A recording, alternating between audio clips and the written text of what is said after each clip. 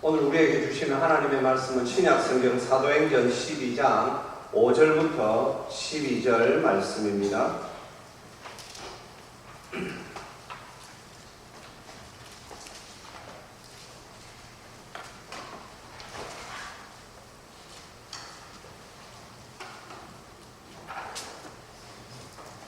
네, 저 우리 성도님들 한 절씩 받들어 읽겠습니다. 이에 베드로는 옥에 갇혔고 교회는 그를 위하여 간절히 하나님께 기도하더라.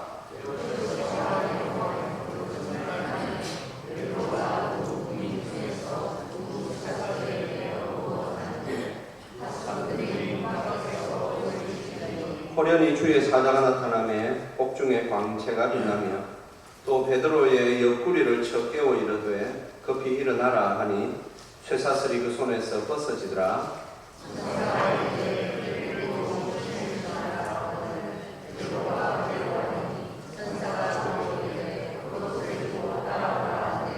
베드로가 나와서 따라갈새 천사가 하는 것이 생시인 줄 알지 못하고 환상을 보는가 하니라.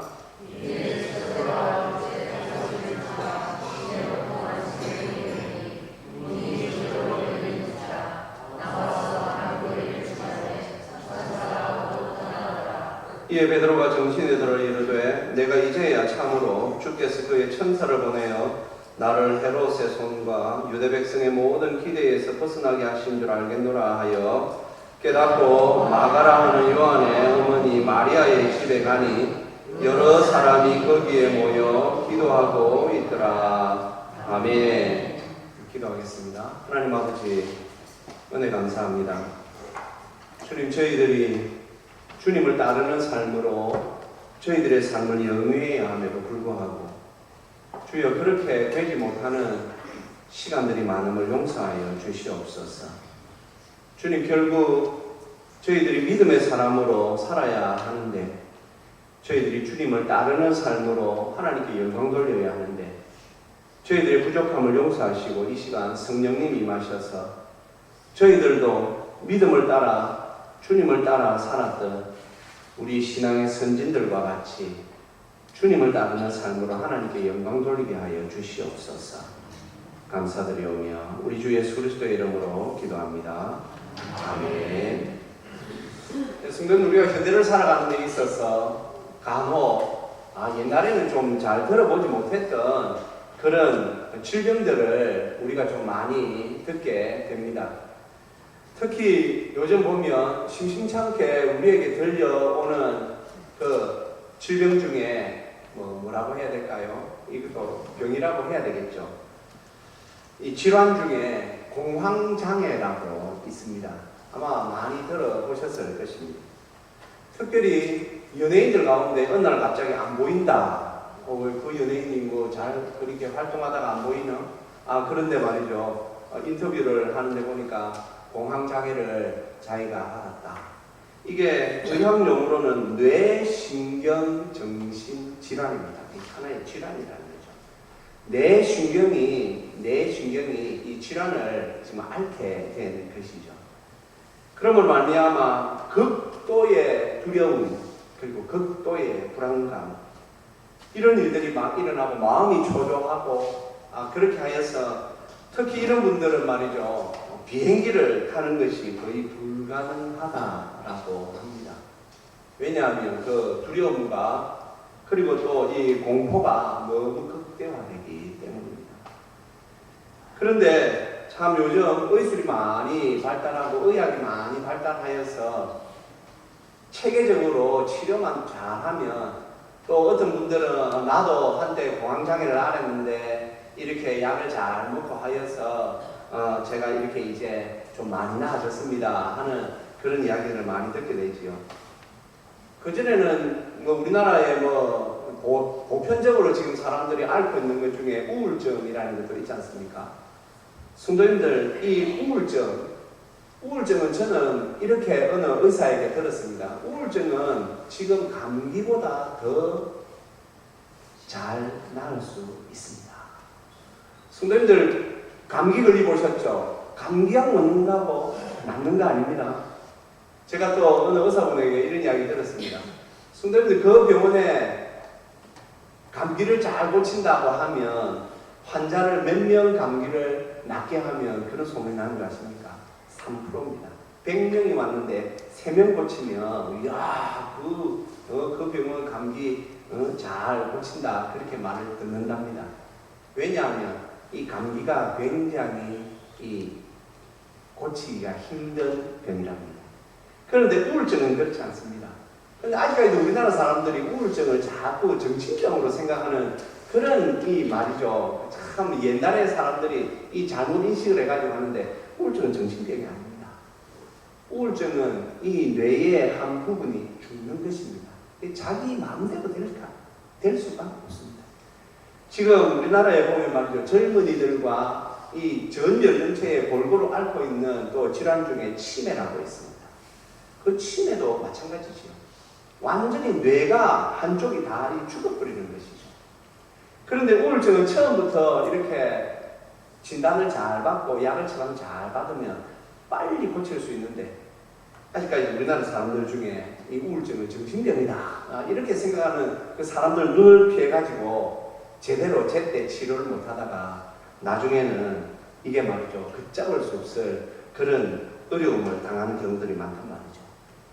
성도님들, 이 공황장애는 사실 어떻게 보면 말이죠.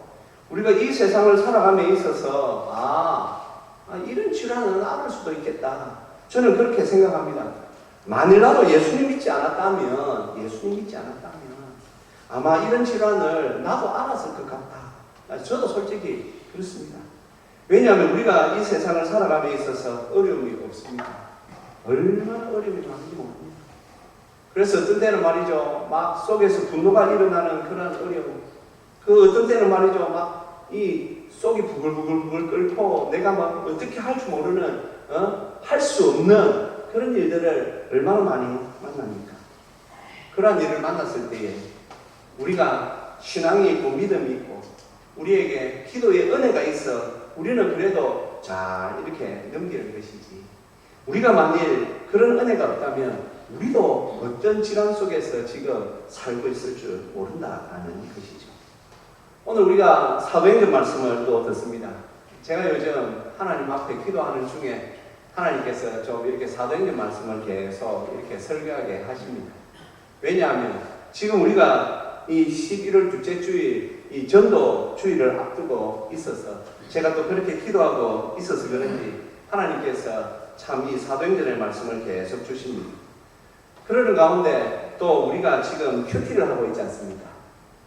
큐티의 내용 중에 요한복음이 있었습니다. 지금은 사도행전 하고 있죠.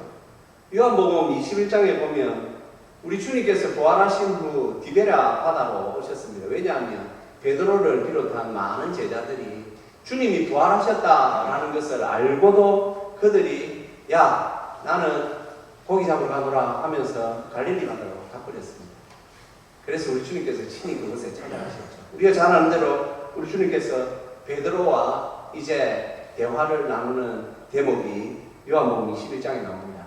주님께서 베드로에게 세 번의 이 고백을 받아내십니다. 네가 나를 사랑하느냐? 네가 나를 사랑하느냐? 네가 나를 사랑하느냐? 사실 베드로의 마음이 어려웠지만 베드로의 진심이 그대로 그 고백 속에서 나왔습니다. 성도님들, 그 베드로의 그 고백, 진심 어린 고백을 받아내신 우리 주님께서 요한복음 21장 22절에서 베드로에게 이렇게 말씀하십니다. 너는 나를 따르라. 베드로가 그때까지만 해도 가룟 유다에 대해서 막 질문을 하니까 아니 그 사람은 그 사람의 인생, 그 사람은 그 사람이 알아서 한 거고 너는 나에게 사랑을 고백한 너는 나를 따르라. 주님께서 그렇게 말씀하십니다. 그리고 우리가 잘 아는 대로 우리 주님께서 성령을 그들에게 보내주셨습니다. 그리고 이제 이 사도행전은 어떤 분들은 성령행전이다 라고 별명을 지어서 이 사도행전을 참 사모하며 읽는 분들이 많습니다. 왜냐하면 성령께서 함께 하시는 가운데 제자들이 우리 주 예수의 복음을 전가하는 내용들이 계속 펼쳐지기 때문입니다. 이제 오늘 본문은 사도행전 12장에 이르렀습니다. 오늘 사도행전 12장에 보면 헤롯이 나옵니다. 헤롯 아그리파 1세. 정확하게 말해서 예수님이 태어날 때 그 말이죠. 수많은 어린 아기들을 죽였던 헤롯 대왕의 손자입니다. 그런데 이 헤롯 가문은 아주 말이죠. 악랄하기로 유명한 그런 가문 아닙니까? 그럴 것이 그들이 에서의 이 후손들이기 때문에 그들은 하나님의 은혜를 사모함보다 그 세상에서 자기들이 아주 말로 피를 흘리면서 자기들이 꼭 살아야 되겠다라는 그런 이제 혈통이 되어 버렸습니다. 헤롯 대제, 헤롯 대왕도 얼마나 많은 사람들을 죽였는지 모릅니다. 자기 가족들, 자기 아내, 그리고 뭐 자기 자녀들까지 악랄하게 자기에게 조금만 대들면 다 죽여버렸습니다. 그러자 이제 거기에서 살아남은 이 헤롯의 아들, 헤롯의 손자들도 굉장히 악랄한 사람들만 남게 된 것이죠. 이제 교회가 점점 흥황해 가고 있습니다. 사도행전 2장에서 성령께서 오순절에 강림하셨습니다. 제자들이 성령을 받고 난 뒤부터 이제 완전히 말이죠. 달라져 버렸습니다. 그리고 그들이 어떻게 살아갑니까? 그들이 주님을 따르는 삶을 살아가기 시작합니다. 그전에는 그들이 자기 나름대로의 그 삶도 생각하며 살았습니다. 그러나 이제 성령님을 맞이하고 성령의 충만함을 입은 제자들이 이제는 주님을 따르는 삶으로 우리 주님께서 요한복음 21장에서 베드로에게 하신 그 말씀을 교회가 그대로 받아 주님을 따르는 삶으로 그들이 살게 되었습니다. 야고보가 순교를 당합니다. 이 헤롯 왕이 야고보를 딱 죽이고 나니까 유대인들이 얼마나 헤롯에 대하여서 아부하면서 왕이시여 정말 왕은 정말 명철하고 총명하고 지혜롭습니다 하면서 이단자들을 저렇게 처리해 주시니 감사합니다 하니 이제 헤롯이 말이죠 의기양양하게 그래 그렇다면 내가 이 나사렛 예수 이단들의 이 수레를 잡아야 되겠다 하여 베드로를 오늘 잡아오게 가는 것입니다. 내일이면 이제 처형당합니다. 그런데 우리가 잘 알다시피 오늘 베드로의 모습이 어떠합니까? 성도님들 내일 처형당합니다. 죽음이라는 것을 우리가 만나지 못한 사람들 아닙니까? 하지만 죽음의 문턱 앞에 가본 분들은 아마 여기도 계실 것입니다. 그것이 그렇게 쉽지는 않습니다. 죽음이라는 그 공포가 우리가 생각하는 것처럼 나 예수님 믿으니까 죽으면 천국 간다. 말은 맞습니다만은 이것을 우리가 말이죠 그렇게 담대하게 말할 수 있을 만큼의 가벼운 문제는 아니다 말이에요. 그리고 그 많은 사람들 앞에서 베드로가 공개적으로 처형을 당하게 될 것인데 그때 그의 마음이 어떠했겠습니까? 저는 그런 생각을 해보았습니다. 참 베드로 어떻게 그런데 거기에서 그날 밤 잘 수가 있었지? 오늘 보면 천사를 하나님께서 보내십니다. 성도님 우리가 가진 성경에서는 보면 7절에 보면 호련히 주의 사자가 나타나네 라고 우리 한글 성경은 호련히 갑자기 이런 뜻이죠. 갑자기 주의 천사가 나타났다 라고 되어 있지만 누가는 사실은 조금 더 명확하게는 말이죠. 헬라말로 이두라고 해서 보라 감탄사입니다. 감탄사. 야 주의 천사가 나타났다. 누가는 그렇게 지금 기록하고 있습니다. 지금 언제 죽을지 모르는 베드로, 내일이면 언제 죽을지 모르는 그 베드로가 감옥에 갇혀서 그런데 그는 지금 자고 있습니다. 그리고 그 앞에는 말이죠 군인들이 지키고 있습니다. 6절에 보니까 베드로는 두 사슬에 매여서 지금 자고 있고 파수꾼들이 문 밖에서 지금 지키고 있는 그런 상황입니다. 그런 상황에서 베드로가 자고 있습니다. 그런데 천사가 나타났습니다. 천사가 와서 베드로를 깨웁니다. 성도는 오늘 여기 보니까 옆구리를 쳐 깨워라고 되어 있습니다. 이 헬라 말은 말이죠. 아주 막 어떤 물건을 가지고 강하게 내리치는 그런 단어입니다. 그러니까 베드로가 말이죠. 지금 아주 푹 자고 있다는 것이죠. 어떻게 이 시간에 이렇게 잘 수 있겠습니까? 지금 베드로가 보이는 이 안정감은 어디서 온 것일까요?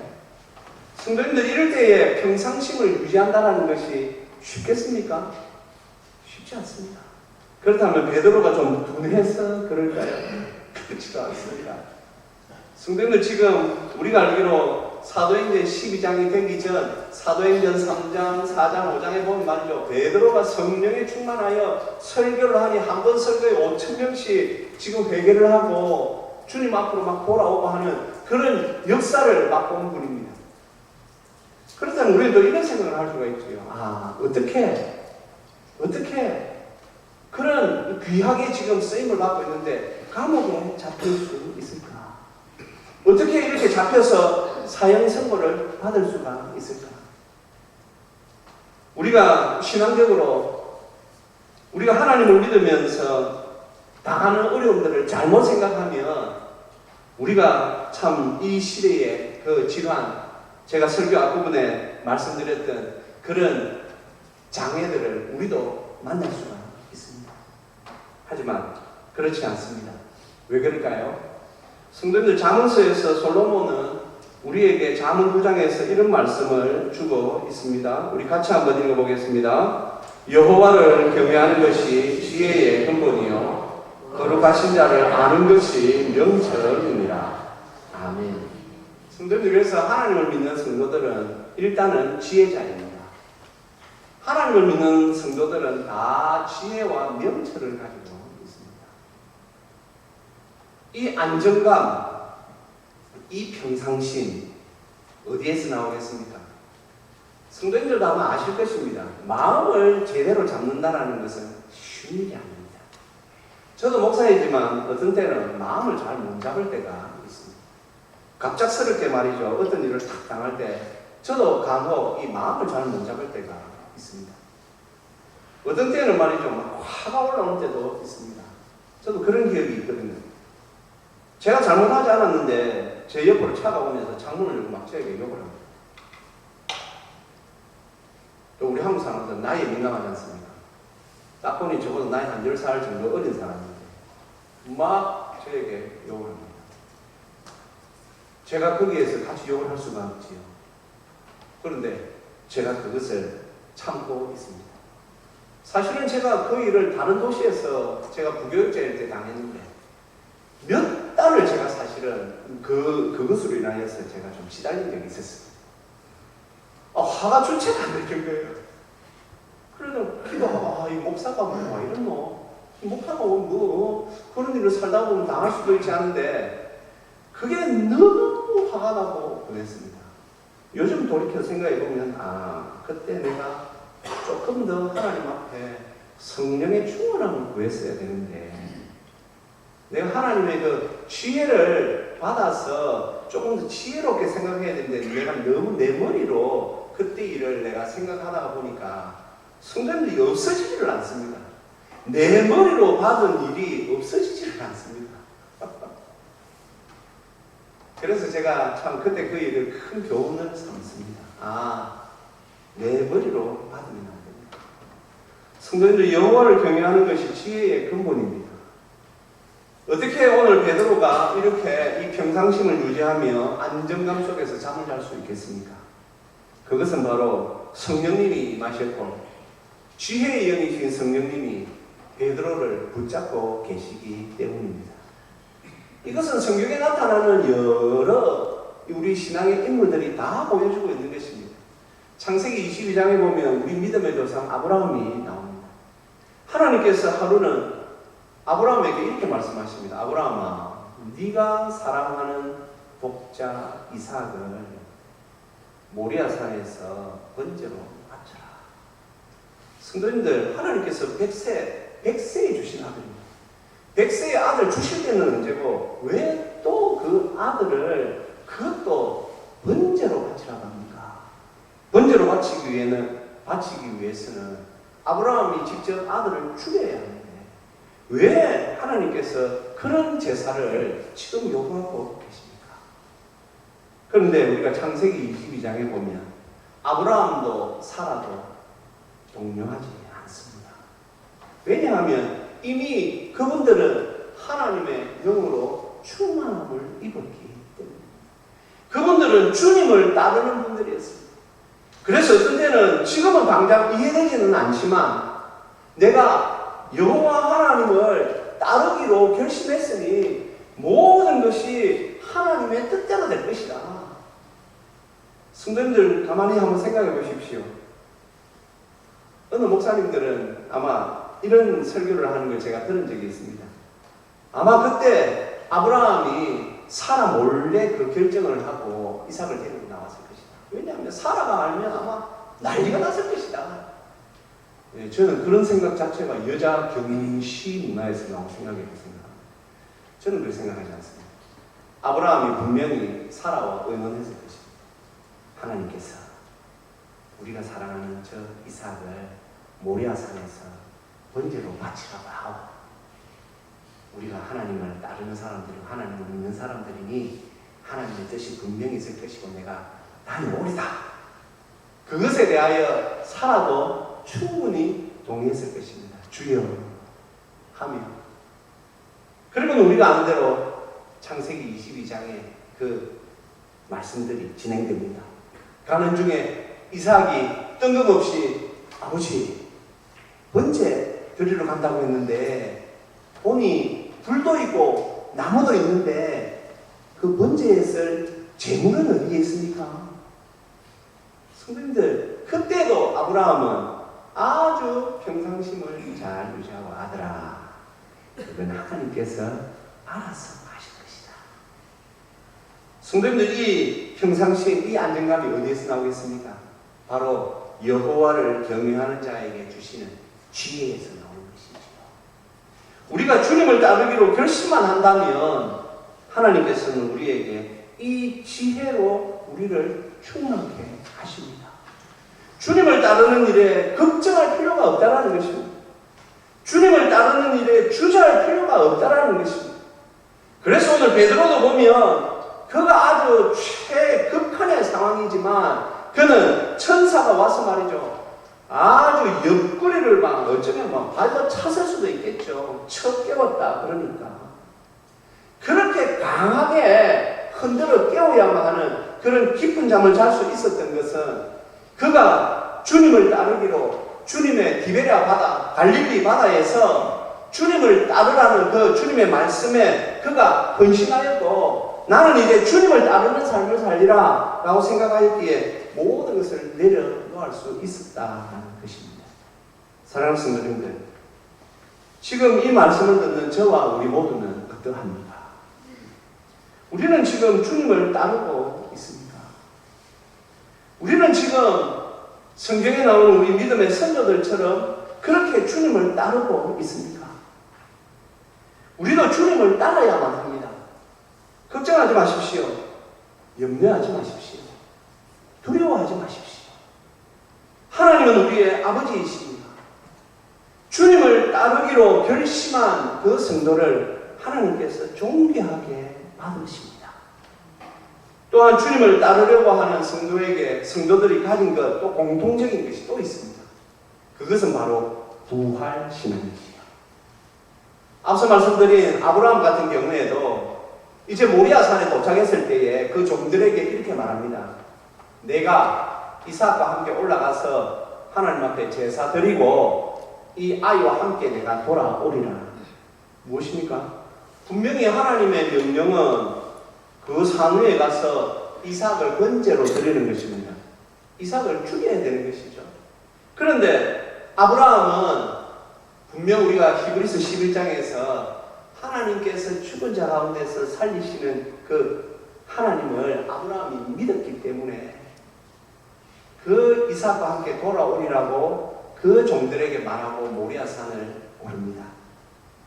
베드로가 지금 주님을 따르는데 내일이면 죽을 것이다. 사형이 집행될 것인데도 그가 지금 이렇게 편안하게 깊은 잠을 잘 수 있었던 것은 그에게도 분명한 부활 신앙이 있었기 때문입니다. 부활하신 주님을 만났기 때문입니다. 그래서 베드로는 그 당시 많은 유대인들을 향하여 너희가 십자가에 못 박아 죽인 예수를 하나님이 다시 살리셨다. 부활하신 주님에 대하여서 증거하고 살았던 것입니다. 주님을 따르는 성도들, 혹 우리의 마음속에 불안함과 염려가 있을 수 있습니다.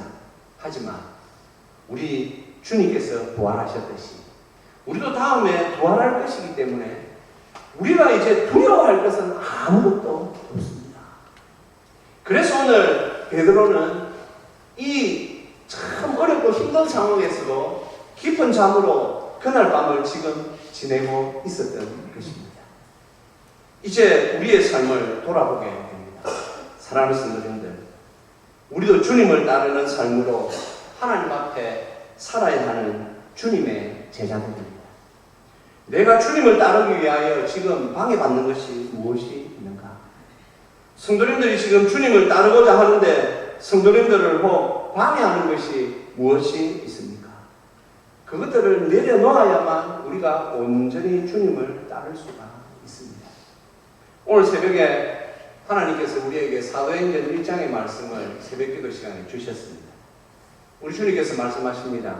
너에게 성령이 임하면 너희가 권능을 받고 예루살렘과 온 유다와 사마리아와 땅끝까지 이르러 내 증인이 되리라. 우리가 주님을 따르는 삶 할 때에 가장 중요한 것 중에 하나가 주님의 증인이 되는 삶이 있습니다. 우리 교회가 지금 2달 전부터 이 11월 둘째 주일을 향하여 지금 계속해서 달려오고 있습니다. 사랑하는 성도님들, 전도는 무엇입니까? 전도는 명확한 주님을 따르는 삶입니다. 전도함에 있어서 주저하거나 두려워할 필요가 없습니다. 주님이 우리와 함께 하시기 때문입니다. 그리고 하나님께서는 여호와를 경외하는 자에게 지혜를 주신다고, 명철을 주신다고 하셨으니 혹 전도 대상자가 조금 어렵고 힘들다면 하나님 앞에 기도하십시오. 하나님 저에게 지혜를 좀 주십시오. 하나님 제가 저분을 전도할 수 있도록 하나님 저에게 좀 지혜를 주십시오. 만일 그런 것 한번 해보지도 않고 우리가 그냥 포기한다면 참 다음에 우리가 억울할 수가 있습니다. 사랑하는 성도님들, 주님을 따르는 삶, 우리의 모든 것을 내려놓아야 합니다. 먼저는 우리의 삶이 주님을 따르는 삶으로 주님 앞에 모든 것을 내려놓고 주님 뜻대로 살기 위하여 애써야 하는 것, 바로 주님을 따르는 삶입니다.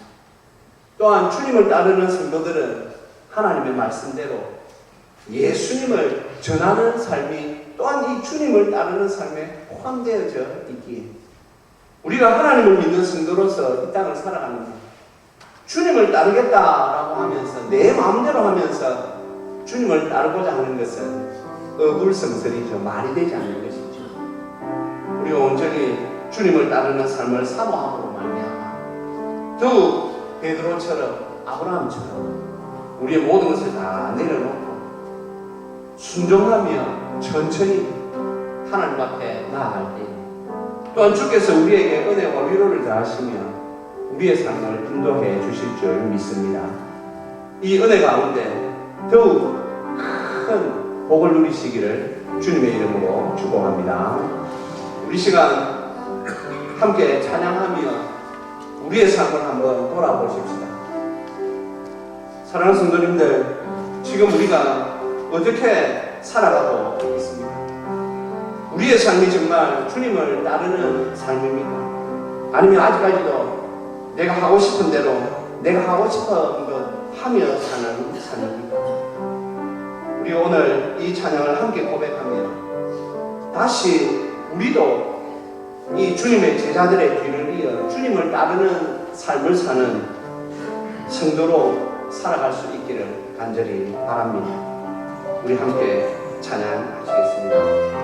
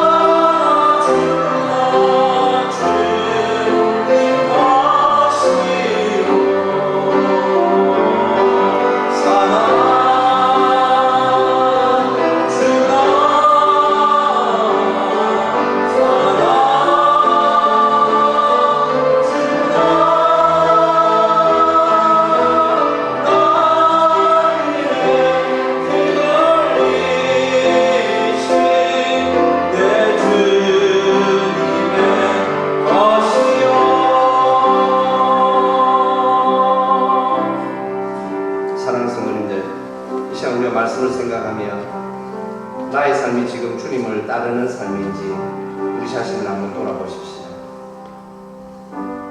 걱정하지 마십시오. 주님을 따르기로 결심하는 순간 하나님께서 우리에게 성령의 충만함을 입혀주십니다. 하나님께서 우리에게 안정감 있는 삶을 살도록 하십니다. 우리가 원하는 삶이 아닙니다. 하나님께서 인도하시는 삶이 있습니다. 이 시간 이 주님을 따르는 삶을 방해하는 것들이 있다면 주님 앞에 다 내려놓으시고 더욱 우리가 주님을 따르는 삶으로 하나님 살게 하여 주옵소서. 이 시간 우리가 하나님 앞에 기도하며 나아가십시오.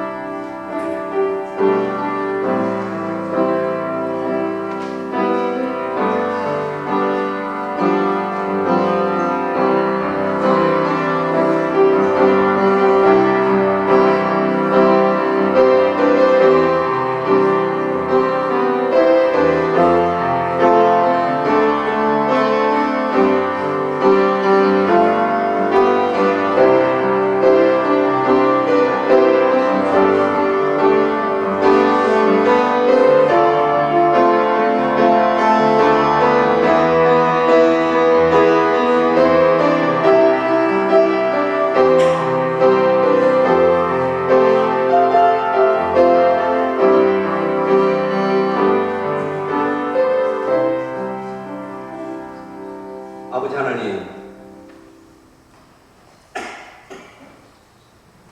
은혜 감사합니다. 주님, 저희들은 참 많이 부족합니다. 우리 주 예수께서 분명히 나를 따르라 라고 말씀하시면서 아는데도 온전히 우리가 순종하지 못하는 자들입니다. 베드로처럼 아브라함처럼 주님을 온전히 따르면 하나님께서 인도하시는 삶이 분명히 있는데 저희들의 믿음이 그만큼 되지도 못합니다. 주여 용서하여 주시옵소서. 이 시간도 성령님 우리 가운데 임하셔서 우리의 믿음을 크게 해주셔서 저희들도 주님을 따르는 삶을 살 수 있도록 은혜 베풀어 주시옵소서. 아버지여, 주님을 따르는데 방해하는 것들이 있다면 다 주께서 끊어주옵시고 우리가 온전히 마음을 다하여 뜻을 다하여 주 하나님을 따르는, 주 예수님을 따르는 삶을 살 수 있도록 은혜에 은혜를 더하여 주시옵소서. 감사드리오며 우리 주 예수 그리스도의 이름으로 기도합니다. 아멘.